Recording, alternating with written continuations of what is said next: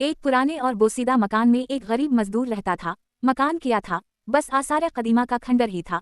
गरीब मजदूर जब सरशाम घर लूटता, उसकी बीवी मासूमियत से कहती, अब तो घर का दरवाजा लगवा दें, कब तक इस लटके पर्दे के पीछे रहना पड़ेगा। और हाँ, अब तो पर्दा भी पुराना होकर फट गया है, मुझे खौफ है कहीं चोर ही घर में ना घुस जाए। शौहर मुस्कुराते हुए जवाब देता, मेरे होते हुए भला तुम्हें क्या खौफ, फिक्र ना करो, मैं हूं ना तुम्हारी चौखट।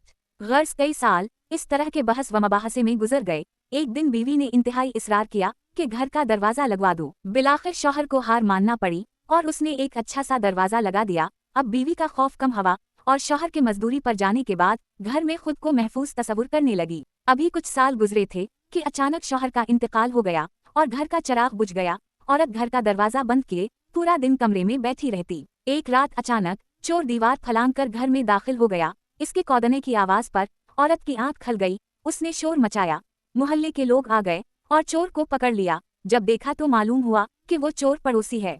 उस वक्त औरत को एहसास हुआ कि चोर के आने में असल रुकावट दरवाजा नहीं, मेरा शौहर था। इस चौखट से ज्यादा मजबूत वो चौखट शौहर थी। सबक, शौहर में लाख ऐब हूँ, लेकिन हकीकत यही है कि मजबूत चौखट यही शौहर हैं। हमारी शादीशुदा माओं, बहनों और बेटियों को चाहिए कि उन चौखटों की खूब देखभाल किया करें और अल्लाह का शुक्र अदा किया करें।